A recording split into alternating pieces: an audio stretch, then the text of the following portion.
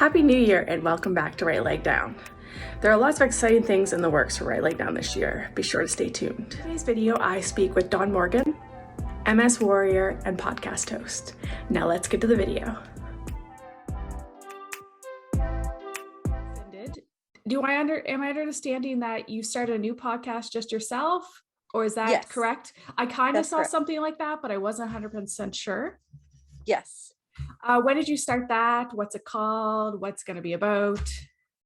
Okay, so I'll back up a little bit. Okay. Yes, I had the Myelin and Melanin podcast with Yes. my podcast mate, Mhm. and we decided to end our collaboration at the end of the summer or midsummer. She has moved on to something else. She said that she wanted to start another podcast, and that's great. I think she may be picking it up again, but not the same. So I decided to initially I had decided to kind of venture out on my own, and we both just had different interests and things like that. And my new podcast is called The Unquiet Mind. Okay. And it's just starting. I've had probably about four guests so far. Okay. And still MS focused. Okay. And talking about all things MS basically. Okay, good. Can you tell me your MS story? Yes. So I would say in 1999, I started noticing a lot of changes in my body. And I was young. I was like 20 something. And I said, oh, it's just me, going out too much or just not sleeping. I'm not going to worry about it. And the next year, I had gotten a job in Washington, D.C., and I was walking from the metro to the office, and I noticed that my right leg would not catch up with my left. Like the right side was just dragging and dragging. And I said, wow, that's so bizarre. And I said, well, maybe I'm walking too much. Maybe, I'm still fatigued from last night. I don't know. So I get into the office and I sit down. And then I get up and I had this like really terrible vertigo. And then I went to go get water. And I remember feeling again, like the right side of my body wouldn't like catch up with the left side. And so I'm like, okay, well, I'll just let it go until the end of the day. I went home, I called my mom and I'm like, I don't know what's going on. She's like, oh, you just need to sleep. So I slept. And then I had this like really overwhelming fatigue, like could not raise my head fatigue. And I went to get in the shower and I felt like a tightness. What I didn't know at that time was the MS hug.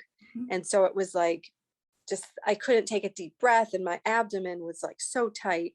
And I was, in the shower and I'm like scrubbing and I'm like, what's going on? And I couldn't feel anything. Like I was totally numb. And so I said, okay, this is weird. Maybe I should go to the doctor, but no, I'll be okay. And so this was around like the holiday season. And I went to visit my parents and I slept the entire break, the entire vacation. And my mom's like, something's wrong. I don't know what's wrong, but you should go back and get checked out because sleeping like this is not, normal. So I went to my primary care and she said, we'll do some tests. She said, I think you're vitamin B12 deficient. And I said, okay, didn't think anything of it. And she said, but just to be on the safe side, in 2 weeks, we'll order an MRI. And they ordered the MRI and that the radiologist picked up that I had lesions. And she said, honey, I need you to come into the office so I can tell you what's happening. And I said, no, tell me on the phone right now. Traffic's too bad. I can't wait. Yeah. And she said, it looks like MS. And at that time, I had gone from having the MS hug to the my extremities, like my feet were numb, my toes, everything, my hands, everything was weak and numb in my extremities. And that overwhelming fatigue. I didn't have optic neuritis. So that was fine, but I just knew that something was off. And I had really bad spasticity. At the time, I didn't know what that was. But now looking back, that it was spasticity. Right. And so that was the start of it. And I was I went to a neurologist, and the first neurologist stated, well, you could be in a spectrum. You may never have another episode again. Mhm. So we'll just watch you. And my parents came in town and said, no, we're going to get a second opinion. Mhm. And I was only 20, I don't know, 23 or 24 at the time. Mhm. So nobody had ever been ill in our family. So Right. this was all new. And the the next day, my mom said, we're going to get a second opinion. And they knew a physician Mhm. who knew someone. And we went to her, and she looked at my film and she said, you have MS, and this is what we're going to do about it. Mhm. And that's kind of where my journey started. And Okay. she diagnosed me. And what was your reaction when you got the diagnosis? Oh Do you gosh. recall what your reaction was? I do. It wasn't, oh my gosh, and crying or anything Mhm. like that. It was okay. I, let's do this. Mhm. And it was probably because of how my neurologist, who is still currently my Mhm. neurologist, she's Mhm. amazing. It was probably how she reacted to it, because she wasn't letting me like be the victim. Like, Right. she was sympathetic for sure and had a great bedside manner, but Mhm. I think she was more like, let's attack this because you're young. And she said, I can stop this in its tracks. Mhm. Because at the time, this was 21 years ago, they only had, like 3 different, Yep. therapies. Mhm. And so I'm like, okay, she's hopeful. So I'm going to jump on her train and Right. be hopeful too. So I wasn't really sad. Honestly, I did not get sad and start crying until 10 years later. That there's all of these options now. Not, hi, these are the 2, maybe 3. There's Yeah, 3, but I wouldn't recommend one of them, so there's 2. right. So that's Yeah, why I find inspiring, like the research and like how many options you have now. for sure. Yeah. Because I think you do need to like know that one option, 2 option, like you Yeah. need to know that there are multiple Yeah. things for you, because, like one therapy may work for you, but may Right. not work for the next person. And then it's Exactly. like, okay, what's left now, and Right. what they have like 18 now, or maybe more. Yeah. It's a lot. Yeah. Yeah. Which is great. Um, and how would you say that your life has changed since being diagnosed with MS? Oh, oh, Candace, this is such a heavy question. It's Either a wonderful. positively, negativity, whatever you want to share. Well, I'm an open book, so I can share everything if you'd Okay. like. I would say it's been both. Like, Mhm. I think that the negative and positive have played this dual role in my life Mhm. in terms of MS. It has taken over. It Mhm. has taken over, and put its stake in the ground and said, I'm here, and I'm here to stay, and you Mhm. better deal with me, because I can rear my ugly head at Yep. any time. So in a pot, maybe I should speak positive first. I don't know. I'll speak positive first. Positive, I've met people like yourself Mhm. and other MSers who are just amazing. And it has taught me like a level of vulnerability and transparency, and to be um, to speak up for myself. Mhm. If something's wrong, I'm going to speak up about it. Mhm. Before, I was kind of timid and I wouldn't say much. But now, I'm going to speak up, and I'm going to say, look, this is what's going on, and please listen to me. Mhm. And it's empowering. MS has made me feel like I have strength that I didn't know Mhm. that existed. And then in a negative way, I guess, it's just changed my entire career path, Mhm. my finances, friendship. I would say friendships, Mhm. relationships. It's been difficult. I'm divorced, Mhm. a single mom now. I don't know if he left because of MS, but I'm sure that was probably 80% of it. Some people just don't know how to handle it. And that's, I've dealt with it through therapy and all that, but I Mhm. think it's okay. If you can't handle it, then that's fine that, Mhm. you can't. But it's just, I go through the highs and lows, and I think it's hard to get out of the lows sometimes Mhm. because you don't know the uncertainties Exactly. of this, if that makes sense. Yeah. Yeah. It's, it's devastating Mhm. because, like you don't know, your family or your close friends will kind of be there for you and be a Mhm. support system. I don't know what I would do without my parents Mhm. or, like the small circle that I have. Yeah. And I've kept it small for a reason Mhm. because you just don't, I don't know, you become like, I don't know what the word is, but like protective of your Mhm. space and your MS. Yeah. It's like I can't share it with everybody, Yeah, you that's fair. know. Um, I want to share it, but Mhm. I don't know what the reactions will be for people. And then sometimes when I've had negative reactions, it's been uncomfortable for me. So I keep it close. Yeah. And it's taught me a lot. It's taught me to love myself and Mhm. like I said, speak up and be my own advocate and just like talk to newly diagnosed people, and like really say you can live with this. It's going to be hard. There's no sugarcoating that, you know what I mean? Yeah. Yeah, for sure. What is your medication journey or with DMTs? If you don't mind sharing that, what have you been Yeah. on? What have you found to work for you? And what are you, if anything, are you on now? So when I was first diagnosed, like you said, we only had three options, Mhm. Copaxone, Betaseron, and Avonex. I Mhm. took Avonex, Mhm. and then I was a non-compliant patient, Okay. and I stopped taking Avonex because I didn't like feeling sick Mhm. because you had like that flu-like Mhm. symptoms or whatever for about a week or so.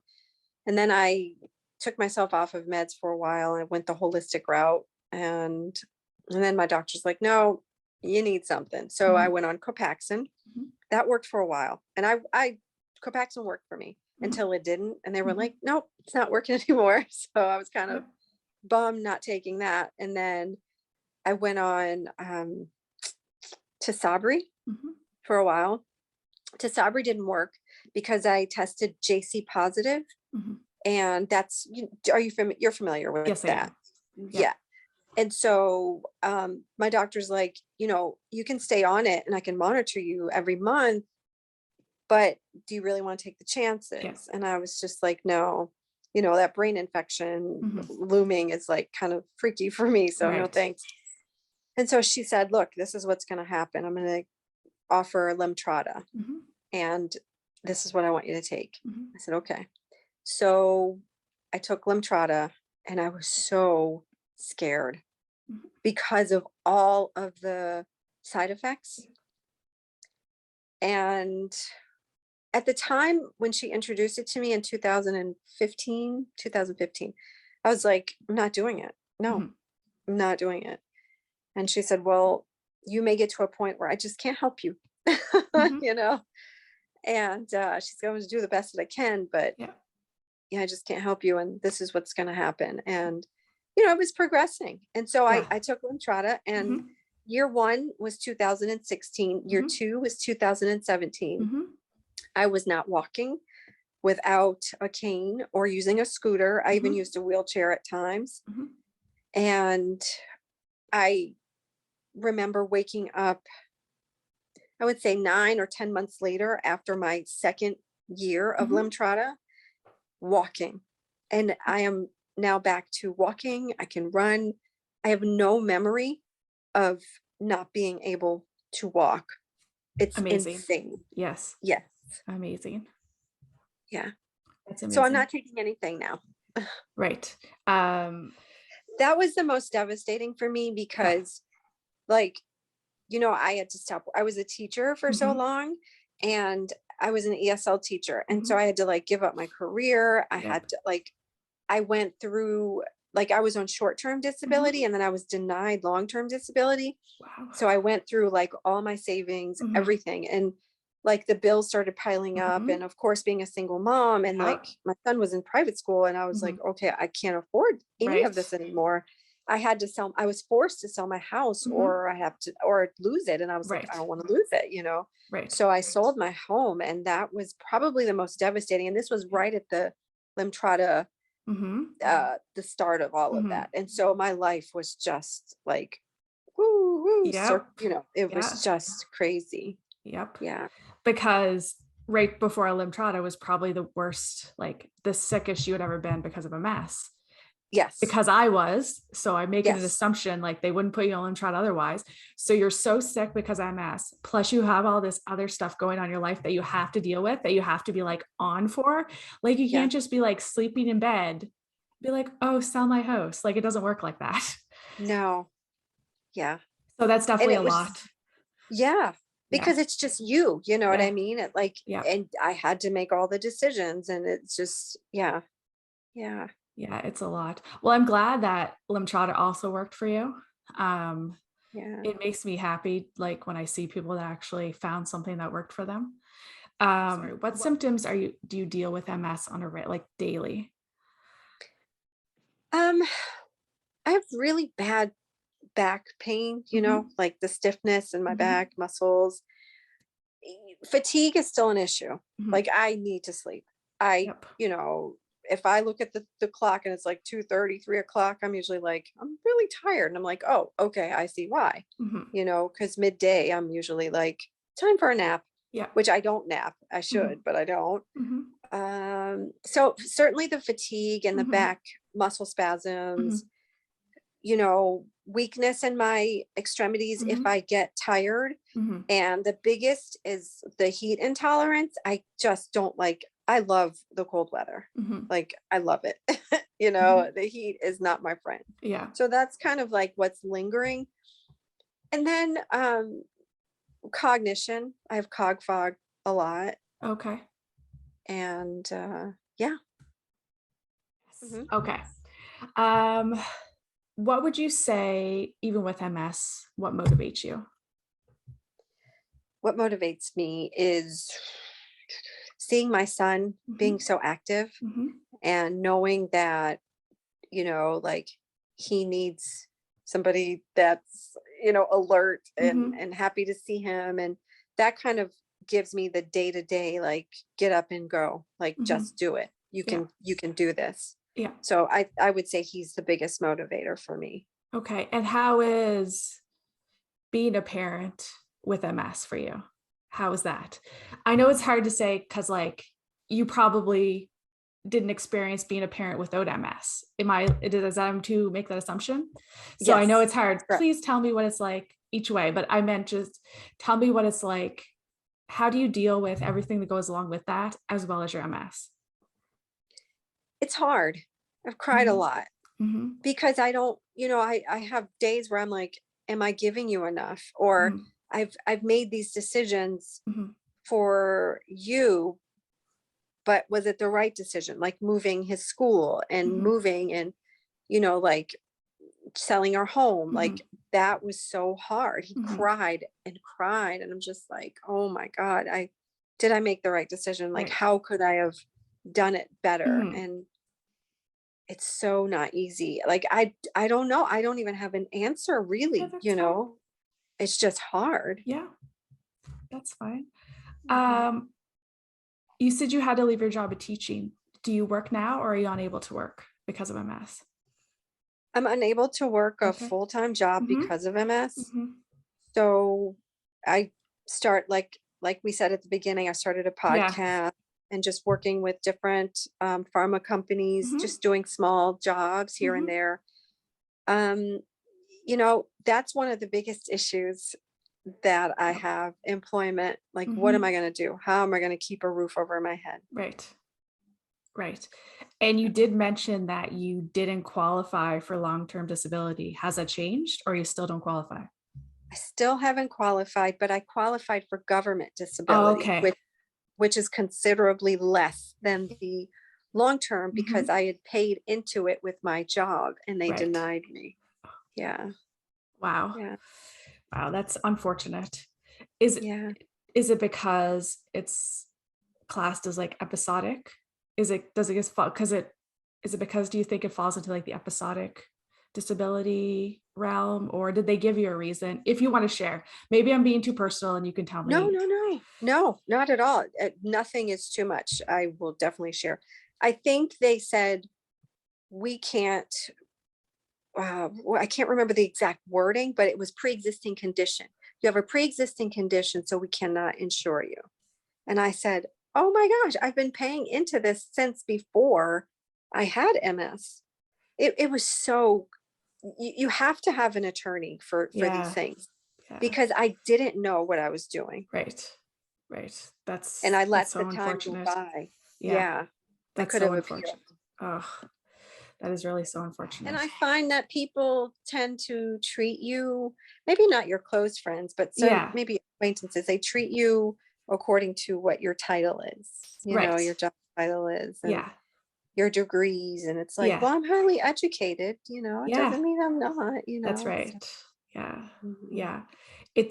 I think it's a thing that our value is on what we accomplish as mhm, far as work, things that we have, homes, mhm. cars. And unfortunately, I don't think it should be.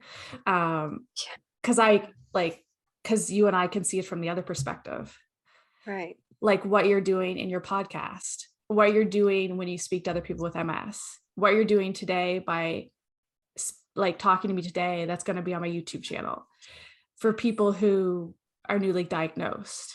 Like, Right. so I This is think, so important. Like yeah, what we're doing and yeah, you and I having this conversation yeah, is so valuable. yeah, It's worth more than anybody could yeah, could pay. yeah, What I think. yeah, Yeah, exactly. yeah. Because we're raising awareness for it. I really appreciate you taking time out of your day.